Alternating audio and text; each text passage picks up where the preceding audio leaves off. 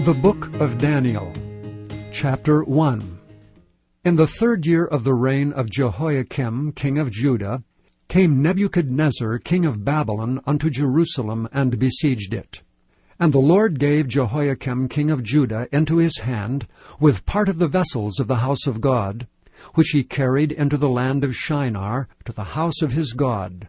And he brought the vessels into the treasure house of his God.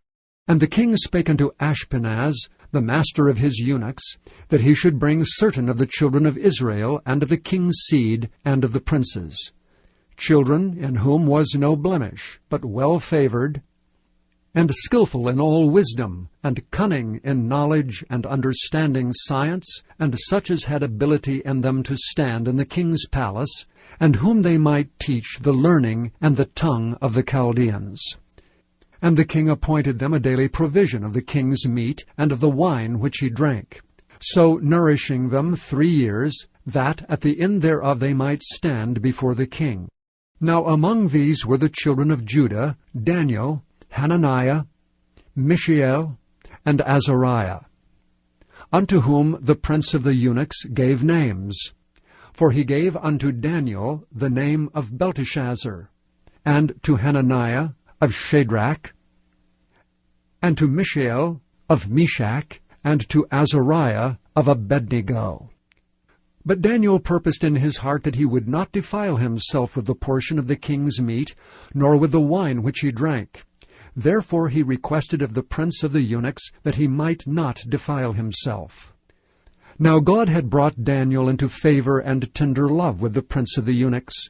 And the prince of the eunuchs said unto Daniel, I fear my lord the king, who hath appointed your meat and your drink. For why should he see your faces worse liking than the children which are of your sort? Then shall ye make me endanger my head to the king. Then said Daniel to Melzar, whom the prince of the eunuchs had set over Daniel, Hananiah, Mishael, and Azariah, Prove thy servants, I beseech thee, 10 days, and let them give us pulse to eat and water to drink. Then let our countenances be looked upon before thee, and the countenance of the children that eat of the portion of the king's meat. And as thou seest, deal with thy servants. So he consented to them in this matter, and proved them 10 days. And at the end of 10 days their countenances appeared fairer and fatter in flesh than all the children which did eat the portion of the king's meat. Thus Melzar took away the portion of their meat, and the wine that they should drink, and gave them pulse. As for these 4 children, God gave them knowledge and skill in all learning and wisdom, and Daniel had understanding in all visions and dreams. Now in the end of the days that the king had said he should bring them in, then the prince of the eunuchs brought them in before Nebuchadnezzar. And the king communed with them, and among them all was found none like Daniel, Hananiah, Mishael, and Azariah. Therefore stood they before the king. And in all matters of wisdom and understanding that the king inquired of them, he found them 10 times better than all the magicians and astrologers that were in all his realm. And Daniel continued even unto the 1st year of King Cyrus. Chapter 2. And in the 2nd year of the reign of Nebuchadnezzar, Nebuchadnezzar dreamed dreams, wherewith his spirit was troubled, and his sleep brake from him. Then the king commanded to call the magicians, and the astrologers, and the sorcerers, and the Chaldeans, for to show the king his dreams. So they came and stood before the king, and the king said unto them, I have dreamed a dream, and my spirit was troubled to know the dream. Then spake the Chaldeans to the king in Syriac, O king, live forever.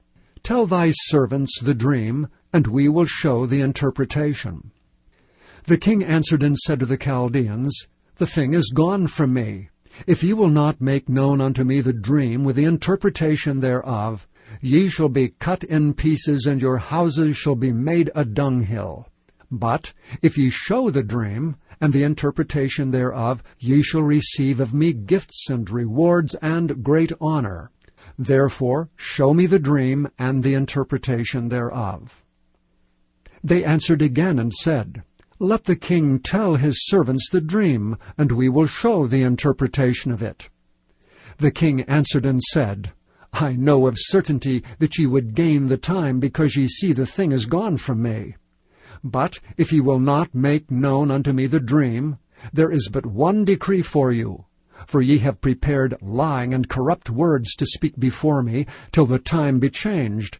Therefore tell me the dream, and I shall know that ye can show me the interpretation thereof. The Chaldeans answered before the king and said, There is not a man upon the earth that can show the king's matter. Therefore there is no king, lord, nor ruler that asketh such things at any magician, or astrologer, or Chaldean. And it is a rare thing that the king requireth, and there is none other that can show it before the king except the gods, whose dwelling is not with flesh. For this cause the king was angry and very furious, and commanded to destroy all the wise men of Babylon. And the decree went forth that the wise men should be slain, and they sought Daniel and his fellows to be slain. Then Daniel answered with counsel and wisdom to Arioch, the captain of the king's guard, which was gone forth to slay the wise men of Babylon. He answered and said to Arioch, the king's captain, Why is the decree so hasty from the king? Then Arioch made the thing known to Daniel. Then Daniel went in and desired of the king that he would give him time, and that he would show the king the interpretation. Then Daniel went to his house, and made the thing known to Hananiah, Mishael, and Azariah his companions, that they would desire mercies of the God of heaven concerning this secret, that Daniel and his fellows should not perish with the rest of the wise men of Babylon.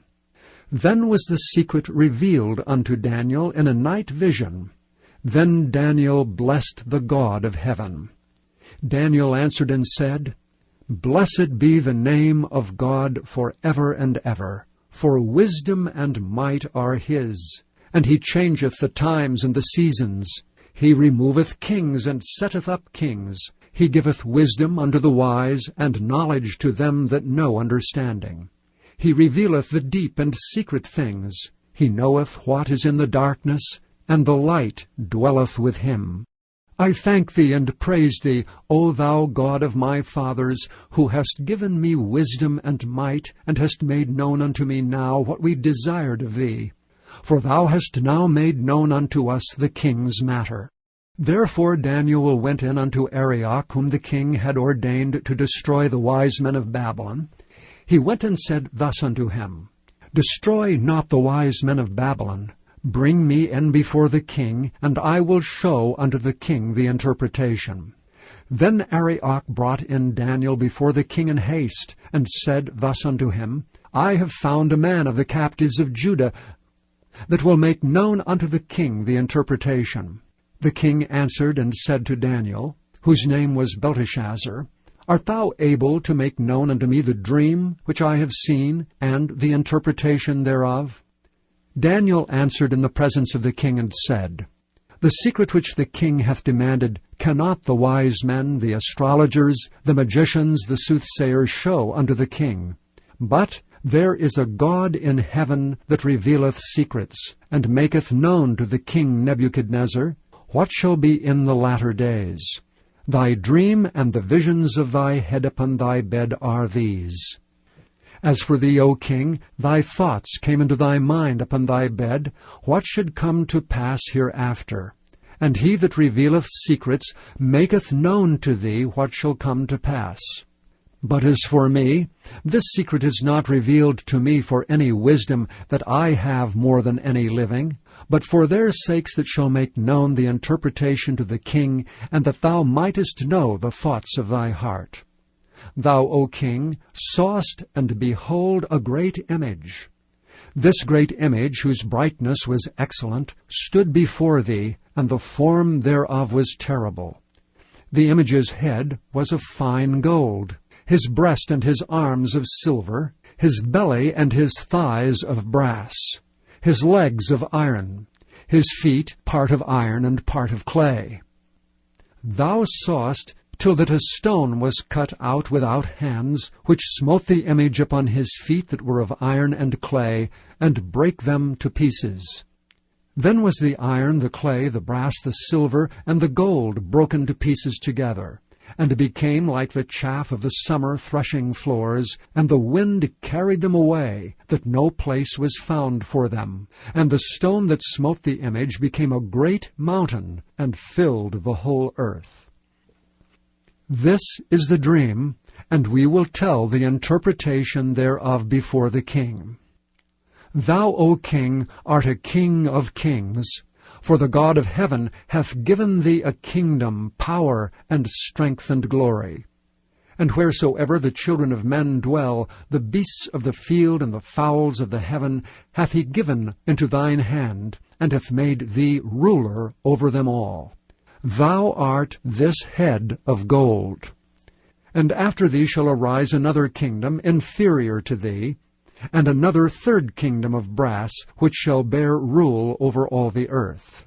And the fourth kingdom shall be strong as iron, forasmuch as iron breaketh in pieces, and subdueth all things, and as iron that breaketh all these, shall it break in pieces and bruise. And whereas thou sawest the feet and toes, part of potter's clay and part of iron, the kingdom shall be divided. But there shall be in it of the strength of the iron, forasmuch as thou sawest the iron mixed with miry clay. And as the toes of the feet were part of iron and part of clay, so the kingdom shall be partly strong and partly broken.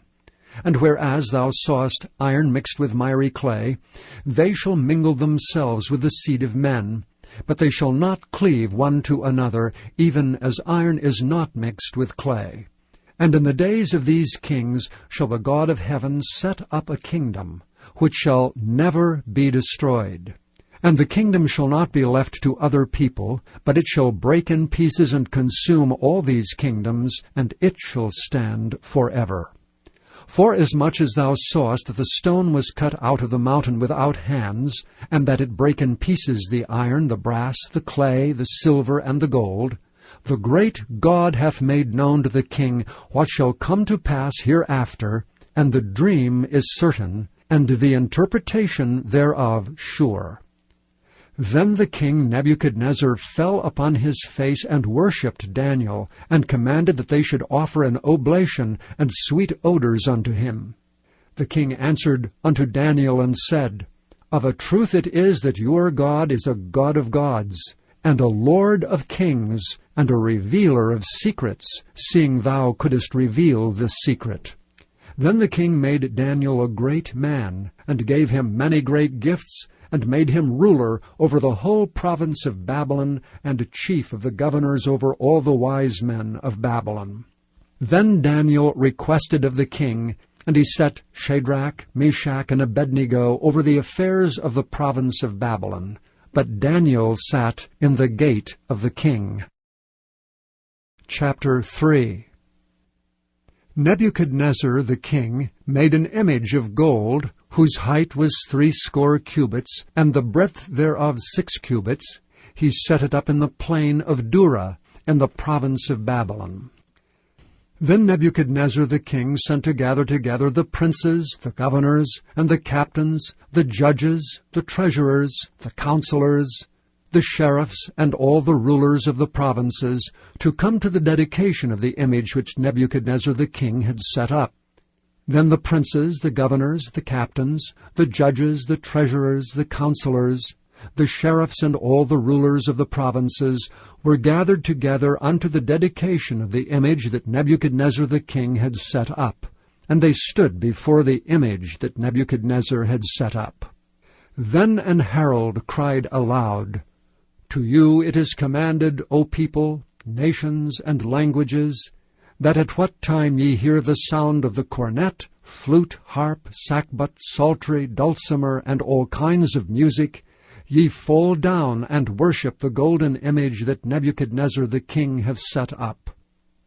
And whoso falleth not down and worshippeth, shall the same hour be cast into the midst of a burning fiery furnace. Therefore at that time, when all the people heard the sound of the cornet, flute, harp, sackbut, psaltery, and all kinds of music, all the people, the nations, and languages fell down and worshipped the golden image that Nebuchadnezzar the king had set up. Wherefore at that time certain Chaldeans came near and accused the Jews. They spake and said to the king Nebuchadnezzar, O king, live forever. Thou, O king, hast made a decree that every man that shall hear the sound of the cornet, flute, harp, sackbut, psaltery, and dulcimer, and all kinds of music, shall fall down and worship the golden image. And whoso falleth not down and worshippeth, that he should be cast into the midst of a burning fiery furnace. There are certain Jews, whom thou hast set over the affairs of the province of Babylon, Shadrach, Meshach, and Abednego. These men, O king, have not regarded thee. They serve not thy gods, nor worship the golden image which thou hast set up. Then Nebuchadnezzar, in his rage and fury, commanded to bring Shadrach, Meshach, and Abednego. Then they brought these men before the king. Nebuchadnezzar spake and said unto them, Is it true, O Shadrach, Meshach, and Abednego? Do not ye serve my gods, nor worship the golden image which I have set up? Now if ye be ready, that at what time ye hear the sound of the cornet, flute, harp, sackbut, psaltery, and dulcimer, and all kinds of music, ye fall down and worship the image which I have made, well. But if ye worship not, ye shall be cast the same hour into the midst of a burning fiery furnace. And who is that God that shall deliver you out of my hands? Shadrach, Meshach, and Abednego answered and said to the king, O Nebuchadnezzar, we are not careful to answer thee in this matter. If it be so, our God whom we serve is able to deliver us from the burning fiery furnace, and he will deliver us out of thine hand, O king. But if not, be it known unto thee, O king, that we will not serve thy gods, nor worship the golden image which thou hast set up. Then was Nebuchadnezzar full of fury, and the form of his visage was changed against Shadrach, Meshach, and Abednego. Therefore he spake and commanded that they should heat the furnace 17 times more than it was wont to be heated. And he commanded the most mighty men that were in his army to bind Shadrach, Meshach, and Abednego, and to cast them into the burning fiery furnace. Then these men were bound in their coats, their hosen, and their hats, and their other garments, and were cast into the midst of the burning fiery furnace. Therefore, because the king's commandment was urgent, and the furnace exceeding hot, the flame of the fire slew those men that took up Shadrach, Meshach, and Abednego. And these 3 men, Shadrach, Meshach, and Abednego, fell down bound into the midst of the burning fiery furnace. Then Nebuchadnezzar the king was astonied, and rose up in haste, and spake and said unto his counselors, Did not we cast 3 men bound into the midst of the fire? They answered and said unto the king, True, O king. He answered and said, Lo, I see 4 men loose, walking in the midst of the fire, and they have no hurt, and the form of the 4th is like the Son of God. Then Nebuchadnezzar came near to the mouth of the burning fiery furnace, and spake and said, Shadrach, Meshach, and Abednego, ye servants of the Most High God, come forth and come hither. Then Shadrach, Meshach, and Abednego came forth of the midst of the fire. And the princes, governors, and captains, and the king's counselors, being gathered together, saw these men, upon whose bodies the fire had no power, nor was an hair of their heads singed, neither were their coats changed, nor the smell of fire had passed on them. Then Nebuchadnezzar spake and said, Blessed be the God of Shadrach, Meshach, and Abednego, who hath sent his angel and delivered his servants that trusted in him, and have changed the king's word, and yielded their bodies, that they might not serve nor worship any god except their own God. Therefore I make a decree that every people, nation, and language which speak anything amiss against the God of Shadrach, Meshach, and Abednego shall be cut in pieces, and their houses shall be made a dunghill, because there is no other God that can deliver after this sort.